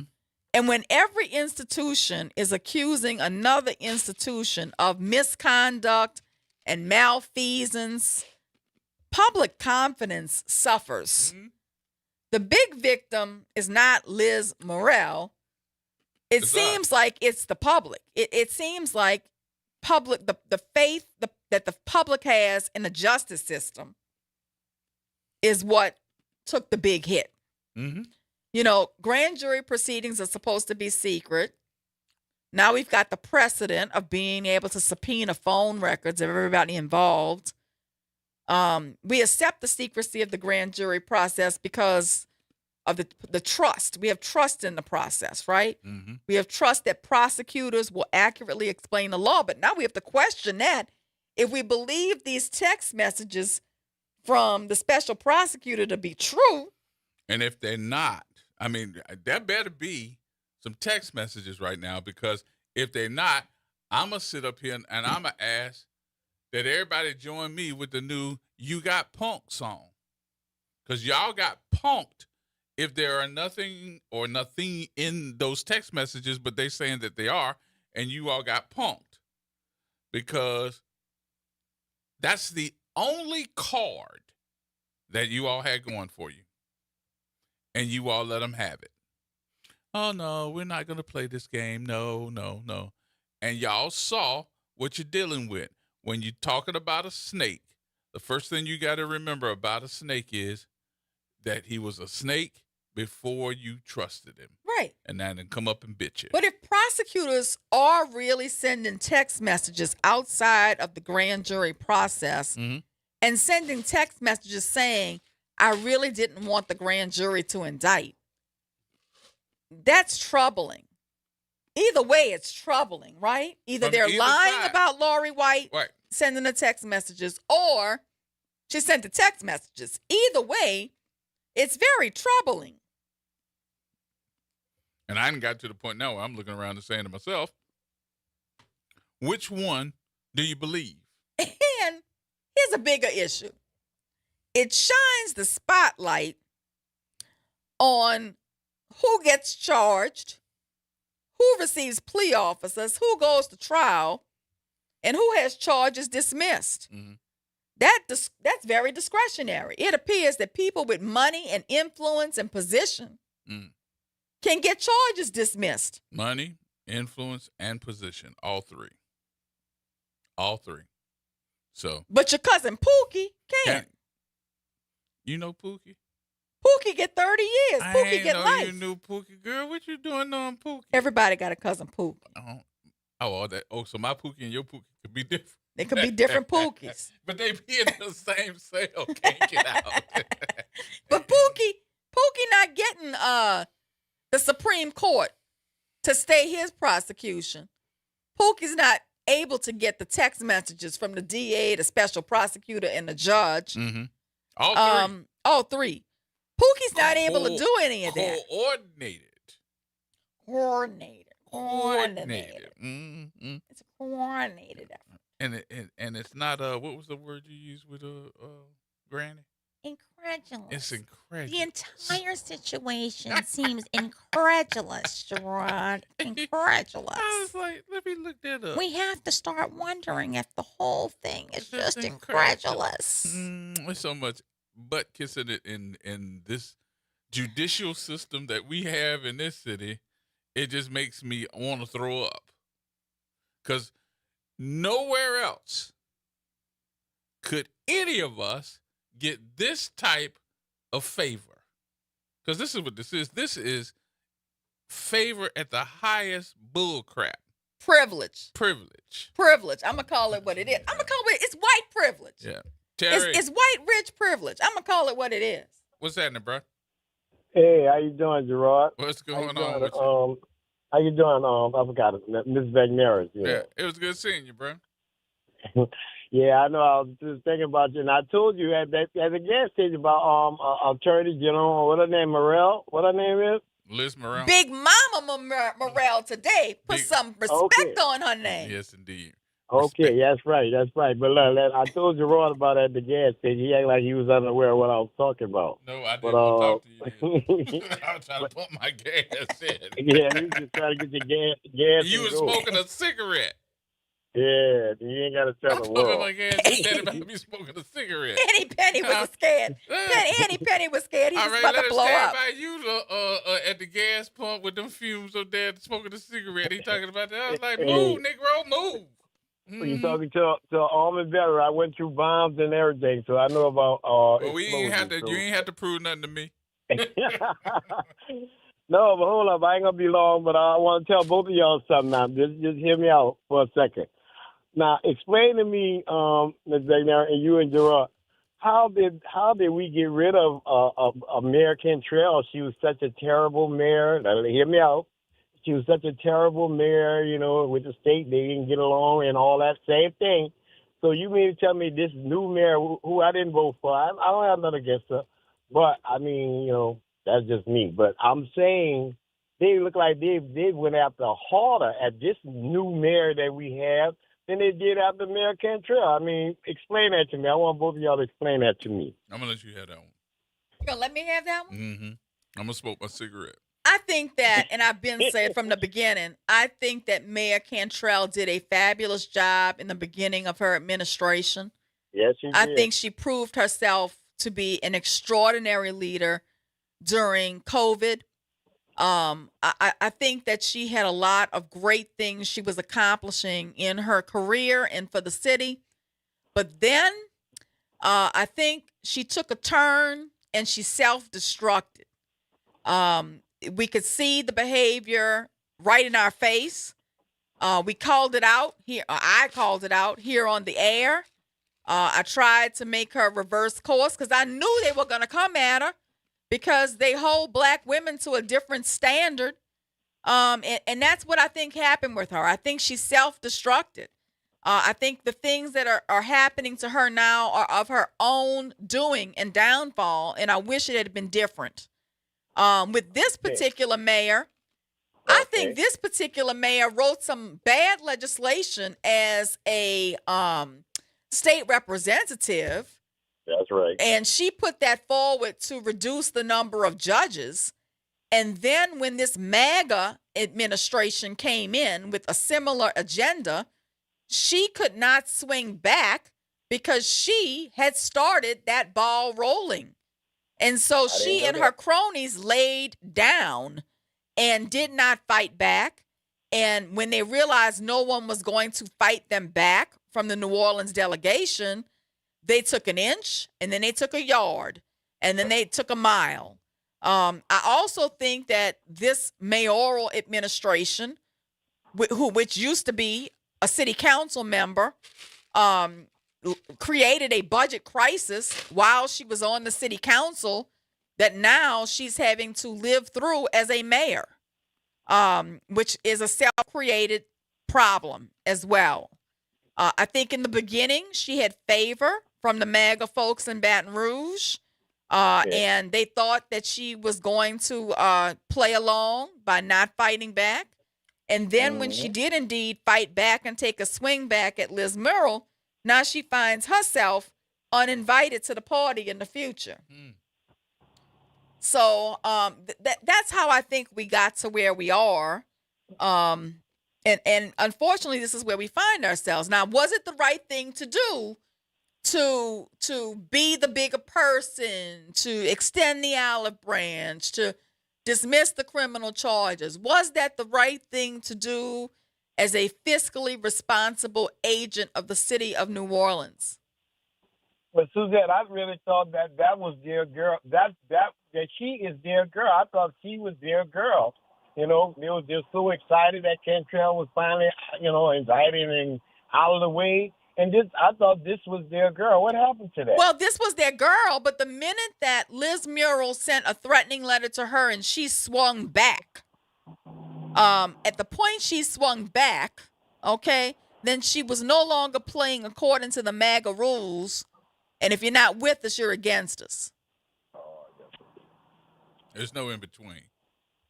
There's no, you got to be on that side. I think she's trying to get back in the good graces right now. I don't think it's going to let her. But she's trying to get back into good graces with somebody who doesn't play nice. Right. There is nothing nice about AG Liz Murrill. Yep. All right, Terry, we got to take a break. Yeah, y'all have a good one. All right, brother. We'll talk to you. And All don't come up to me smoking no cigarette at the gas pump. Yes, no more. sir. Yes, sir. All right. Kenny Penny is afraid of that. You would be too. All right, more coming up, y'all. Everybody hold tight.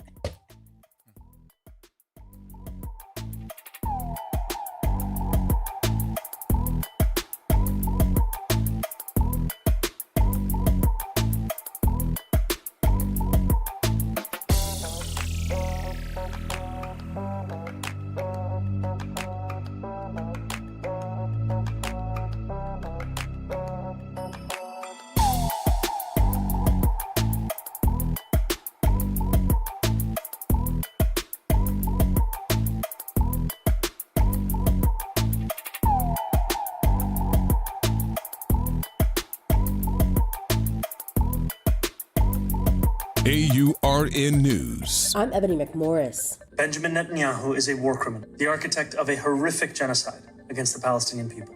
He is responsible for the killing of more than 73,000 people. And just last month, the UN confirmed that Palestinian children continue to be deliberately targeted and killed by Israeli armed forces. That's New York City Mayor Zoran Mandani in a video posted last night calling Israeli Prime Minister Benjamin Netanyahu a war criminal and accusing him of genocide against Palestinians. Mandani admits his administration reviewed every legal option and the city has no authority to actually enforce the ICC's arrest warrant against Netanyahu, so he's calling on the federal government to do it, making it clear Netanyahu is not welcome in New York regardless. Netanyahu could visit the city in September for the UN General Assembly. The Trump administration has already ruled out enforcing the warrant. For AURN News, I'm Ebony McMorris. Hey, this is Steve Poston. Be sure to listen to WBOK 1230 AM every Saturday morning at 10 a.m. and Sunday evening at 5 p.m., bringing you the best Southern Soul barroom music with the Southern Soul Weekend Party Mix, hosted by me, of course. I'll be playing your favorite Southern Soul music by artists from all over the South, right here on WBOK 1230 AM or online at WBOK1230.com. The station you listen to longer. Listen to longer. Listen to longer. Step back in time and experience the moments that shaped our world at the National World War II Museum, located in the heart of the Warehouse District in New Orleans. This world-renowned museum brings history to life, telling America's story in the war that changed everything, why it was fought, how it was won, and what it means today. From immersive exhibits to powerful personal stories, this is more than a museum. It's an experience. Plan your visit today at nationalww2museum.org. World War II Museum, where history lives. This is Andronika Morris, host of Put Housing First. Join us every Tuesday at 12 o'clock, where we will discuss how housing affects every aspect of our lives and what's necessary, what's needed to guarantee housing for all. Join us every Tuesday at 12 o'clock as we dig down deep onto the issues that affect all of us. From the East Bank to the West Bank, WBOK is what New Orleans is talking about. WBOK. Here we go. The reality check on WBOK 1230 AM. All right, folks. Welcome back. Last few minutes here before we call it a day.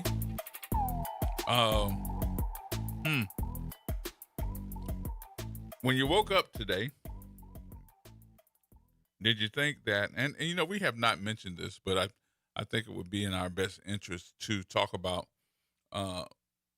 Nolan Wells and the autopsy. They revealed it today. I know that Galloway talked about parts of it being missing, parts of his anatomy being missing, which would be his throat, which in the back of his head, they were talking about too, that there could have been some type of trauma in the back of his head, but it was not complete. It was described as non-complete. So I'm thinking to myself, you know, what would make you remove that part of his body when you know that there was going to be an autopsy performed and the state still has it? And it's saying it's going to be 5 or 6 weeks. So, first of all, it doesn't take that long to get an autopsy done. So, and I don't understand why it's taking that long. I do. But, you know, why do you think so? I guess my conspiracy theorist makes me think the fact that they're trying to calm down the folks first. So something else will happen within these 4 or 5 weeks to make you get the attention on that. So when we do bring the facts of this autopsy, you'll be thinking about something else instead of having all of you all paying attention to what's going on right now. This is a high-profile case. The physical hands-on autopsy procedure typically takes 2 to 4 hours to complete. 2 to 4 hours to complete. Mm-hmm. However, a comprehensive laboratory analysis such as toxicology screenings and tissue testing can require 6 to 12 weeks to complete. But they could have given you preliminary results within 2 to 4 hours. Okay? I don't know why this has taken so long. I have questions about the entire process. I have questions about deleted cell phone messages. The entire day has been wiped off of Nolan Wells' phone. Mm-hmm. We know that kid was on his phone. We know there were text messages and pictures. And as of yesterday, they have found probably new video of him standing on the deck of another boat. At 4 o'clock, I want to say. In the afternoon. In the afternoon. Yep. Mm-hmm. So if that's the case, if this is correct video when they authenticate it, and he was alive then standing there, what happened between that time and when they found his body? Something happened to this young man. And now that we got people standing up and saying, hey, let's give him another $100,000, or I'm bringing some money toward information, those folks seem to have money of their own. So that doesn't shake them in the fact that there's money being touted to people or saying, hey, I'll give you money if you tell us what happened. So my point is this, and will be from the day that they find out, they're going to find out something. They're going to find out. Nobody's just going to leave that money on the table and let it stay right there, because more is going to come. It's too many people interested in this case, and it doesn't look to be going away. You all need to be thinking about something too. Mississippi ain't but 78 miles away from here. And the other part of it, we've all been down there to Ocean Springs. And I'm trying to tell you, you need to sit down with your kids and start having a conversation about who they hang with. Just because you got a white friend or a black friend, make sure that somebody knows where you are, who you're with, and be able to say, I cannot go this time because. I'm a big proponent of that Life 360 app. And that was one of the reasons that Nolan's mom was able to find his cell phone.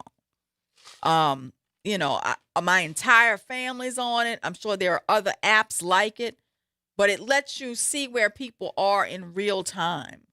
I think that is a big issue, and I really think it's important if you have, all your family members should be connected. Somebody needs to know where you are at all times in this world where people go missing for various reasons. And I think that, that was a good thing that she had that on her son's phone so that she was able to track it to its exact location. So whatever this is, whatever they're going to find out, I think there's going to be a lot of information they're going to find out in the next week or two. And it will deserve, we will continue to report on it in real time as things happen. I mean, the reporting today is that the forensic pathologist, Dr. Roger A. Mitchell Jr., who performed the independent autopsy, identified several limitations, barriers that prevent him from establishing a definitive cause and manner of death for Nolan. The most significant of the limitations was the inability to directly observe the airway and lungs for water and directly observe the stomach for gastric contents, Mitchell said. In addition, the original toxicology results had not been received at the time of his report. So Mitchell also did not have access to all of Wells's remains after the state's autopsy. including a portion of the interior of Wells's neck. Yep. But he noted it's common for forensic pathology practice to retain anterior neck structures during an initial autopsy. Therefore, this pathologist cannot rule out injury to the neck as a contributor or cause of death, the autopsy says. The pathologist said he did not find any apparent lacerations, fractures, or deep tissue injuries on Wells's body. But the level of decomposition can obscure the presence or absence of bruising on the skin surface, especially during a second autopsy examination. He did find red discoloration in the soft tissue of the back of the head, the autopsy report states, but it's not clear what caused the discoloration or whether it had anything to do with Wells's death. The red discoloration could represent decompositional changes of the musculature, or it could be from blunt force injury to the back of the head and neck, said Kendall Von Kranz, the chief medical examiner in Tarrant County, Texas, who was not involved in the Wells case. So questions still linger over how Wells ended up in the water. Wells and his friends were on the 4th of July boat trip to Horn Island, an uninhabited stretch of federally protected land that was busy with holiday revelers. His friends made it back home, but Wells did not. One of the friends said Wells stayed on the island to talk to a girl, but others have cast doubt on that notion. So, we will have more answers. I'm sure more will come out in the next few weeks. Well, one of the things, too, that Ben Crump claimed was the fact that Wells's body was found, and when it was found, he was face down and fully clothed, even though that all the photos that had Wells's photo in it said that all day that he was shirtless. So he was wearing swimming trunks, but he was shirtless. And if you see these photos, he's shirtless. So how did he get fully dressed? And why was his cell phone data for that day deleted? Right. So that's what's troubling to me. Interesting conversation, y'all. Interesting conversation. We'll keep you up on it, and we'll keep watching to see what's going to happen overnight. Let's see what happens overnight, because things are happening very quickly in the city of New Orleans, but we are on top of it. All right, y'all. We'll see you tomorrow. Y'all be safe in the weather, and we will make sure that you are right. Let me get Henny Penny back home, y'all, because Henny Penny been a nervous wreck all day. And I got Jenny Penny on this side. That's all. That's okay. Henny and Jenny. That's what we do. That's what our thing is. Y'all have a great rest of the day, and we'll see you tomorrow. Y'all be good.